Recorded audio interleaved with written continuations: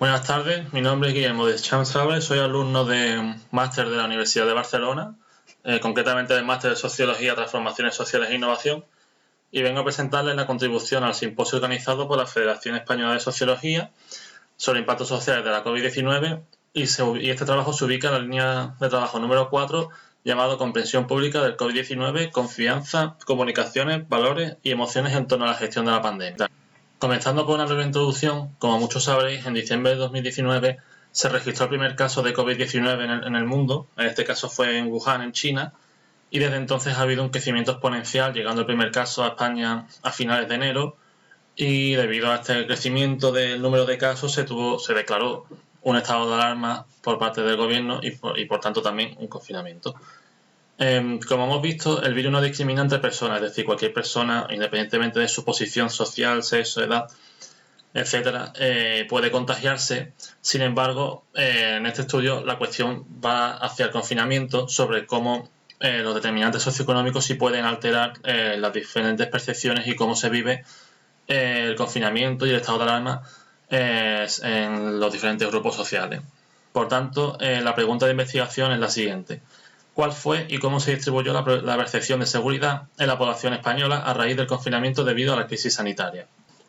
El marco teórico se ha dividido en tres apartados, siendo el primero la construcción del riesgo, segundo la gestión de la pandemia y el tercero sería los efectos del confinamiento. En cuanto al primer apartado, la crisis del coronavirus ha supuesto realzar un peligro que algunos consideraban como un riesgo del pasado, como sería el riesgo biológico, mientras que anteriormente la población estaba más preocupada por problemas relacionados con los accidentes, delincuencia, cáncer o problemas económicos. Todo aquello que pueda ser o que sí que puede ser recibido como un riesgo, ya sean acciones humanas o acontecimientos naturales, puede significar un riesgo para algunos grupos sociales y, sin embargo, para otros puede no serlo.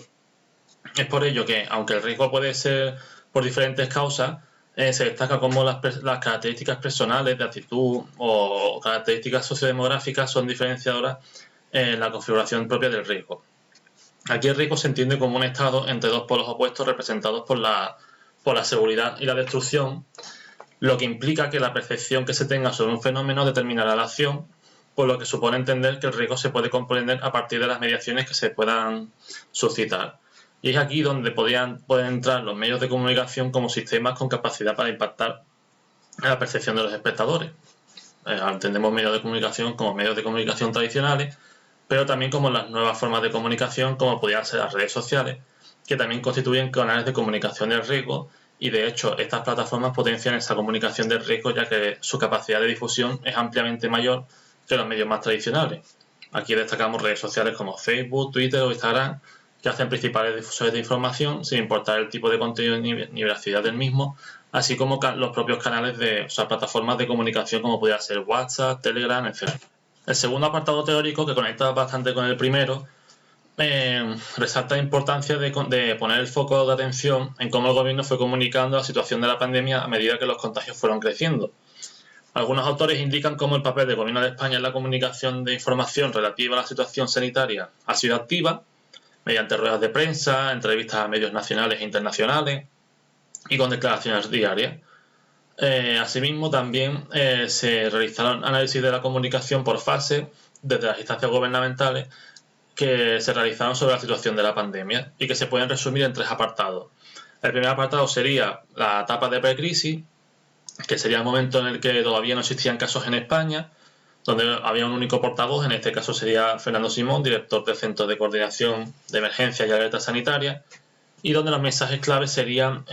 tranquilidad, control y riesgo bajo. La segunda etapa, que también llama de inicio, en la que ya comienzan los casos locales y junto a Fernando Simón se sumarían el ministro de Sanidad y el presidente del gobierno, donde los mensajes claves también serían de tranquilidad, control, confianza en el sistema de salud y ya riesgo moderado. Y por último, la tercera etapa, también llamada mantenimiento, en la que se inicia a partir del 5 de abril, donde ya el número de casos es bastante elevado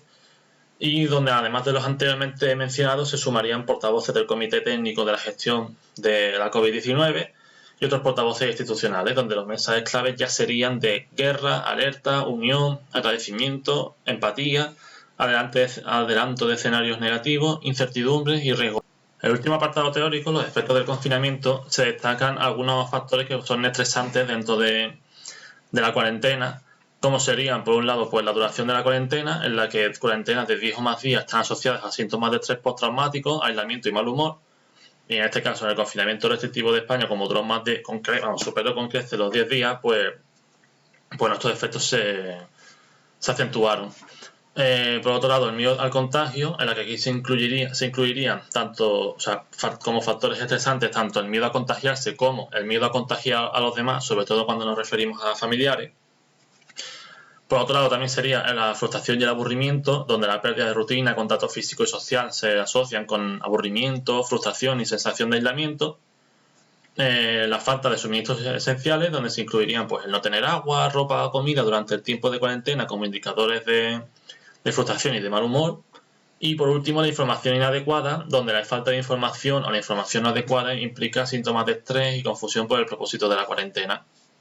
Pero claro, los efectos del confinamiento no se reducen únicamente a los efectos durante la cuarentena, sino que también hay unos efectos a posteriori, como serían las finanzas, en la que debido a la imposibilidad de trabajar se provoca estrés socioeconómico y ansiedad, y en algunos casos también se identifican pues, denuncias a un estigma producido o sufrido tras pasar de cuarentena. Por último, también es importante destacar que en muchos casos, ante la imposibilidad de tomar contactos directos con familiares y amigos, un efecto que bien puede considerarse positivo sobre el confinamiento fue la búsqueda de formación de relaciones sociales en el entorno más cercano, como en este caso podría ser las relaciones vecinales, en las que a raíz del confinamiento se vieron intensificadas. Además, también se observaron que durante el confinamiento se denomina como movimientos de autoconservación, donde se destacan acciones como los vecinos cantando juntos desde la ventana de sus casas, personas mayores tejiendo equipamiento sanitario o voluntarios repartiendo comida, y donde ese momento de aplauso a los sanitarios se convirtió en un momento de efervescencia colectiva. Dando paso a los objetivos y hipótesis, el objetivo general del siguiente estudio es estudiar la percepción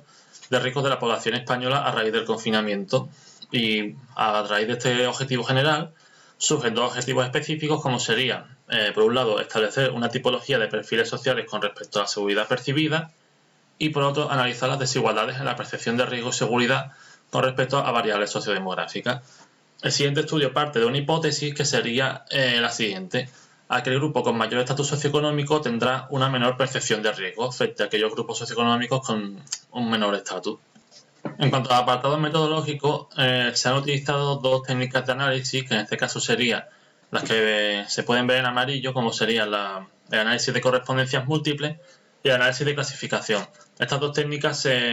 enmarcan dentro de la tipología estructural articulada, que se define como un instrumento de operativización conceptual construido de forma articulada entre la teoría y la realidad empírica y destinado a definir, estructurar y medir la complejidad multidimensional de los fenómenos sociales. En cuanto al análisis de correspondencias múltiples, esta primera técnica tiene como objetivo el estudio de las interrelaciones existentes entre diferentes variables cualitativas, que a su vez pretende establecer un conjunto de dimensiones donde se encuentran las categorías de las variables, mientras que el análisis de clasificación sería un procedimiento cuyo objetivo es la representación de las características de los individuos en las muestras seleccionadas en grupos lo más homogéneos posible. Y para ello se ha utilizado como fuente de datos el estudio 3298 del Centro de Investigaciones Sociológicas, o CIS, llamado Efectos y consecuencias del coronavirus. Aquí os presento el modelo de análisis muy brevemente, ya que no solamente os lo dejo para que podáis echarle un vistazo. Esta sería la primera parte y aquí la segunda parte de un modelo único, pero lo he dividido así para que pueda caber en la presentación, y ya presentaría los resultados, que los voy a presentar de forma conjunta de las dos técnicas, y en la que se ve como el análisis de correspondencias múltiples ha formado dos dimensiones, una de izquierda a derecha que se incluyen valores en relación a la percepción de seguridad, donde valores más a la izquierda sería mejor percepción de la seguridad, mayor seguridad percibida, mientras que valores a la derecha implican menor percepción de la seguridad. Y una segunda dimensión que iría de arriba abajo, donde los valores hacia arriba implicarían un mejor estatus socioeconómico, mientras que valores hacia abajo implicarían un menor estatus. Y por otro lado, el análisis de clasificación ha establecido tres grupos sociales, donde el tipo 1 sería la percepción de riesgo alto, que como vemos se sitúa a la derecha y un poco hacia abajo, es decir, sería una menor percepción de seguridad y un estatus socioeconómico más bien bajo o medio bajo. El segundo tipo sería percepción de riesgo medio, que se situaría un poquito más bien hacia arriba de la gráfica y en medio, o sea, sería un camino intermedio entre una mejor y una menor percepción de seguridad. Y el tipo 3 sería la percepción de riesgo bajo, donde sí se sitúa más hacia la izquierda y con un estatus socioeconómico y una posición central, ¿no? Digamos, en cuanto a la dimensión del estatus socioeconómico. La caracterización de estos grupos sería, por un lado, el de percepción de riesgo alto, serían aquellas personas con estudios secundarios y FP, parados y sector servicios, preocupación sobre todo por salud, empleo, gastos y relaciones sociales, que han sentido tristeza, preocupación y mayor uso de las redes sociales. El grupo medio sería estudios superiores y FP, profesionales de nivel medio, científicos e intelectuales, preocupación por salud y relaciones sociales, y alguna vez han tenido sensación de tristeza y mayor uso de las redes sociales. Y por último, la percepción de riesgos bajos se incluirían estudios superiores,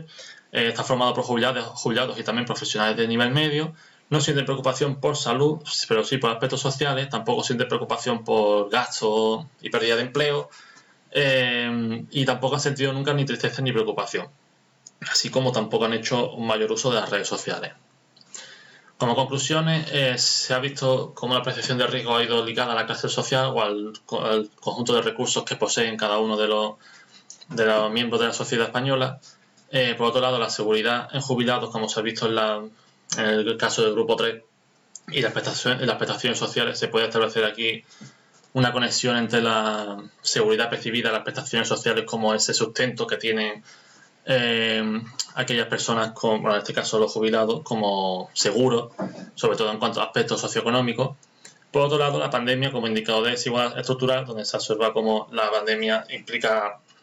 ha supuesto realzar la desigualdad estructural que existe en la sociedad española, así como futuras investigaciones que se pueden establecer en el futuro en relación a esta temática en cuanto al diagnóstico de los efectos del confinamiento y posibles actuaciones con respecto a la situación. Y bueno, este sería el resumen de la presentación. Es un trabajo que está todavía en proceso de pulirse y de perfeccionarse, y por tanto también busca una persona que pueda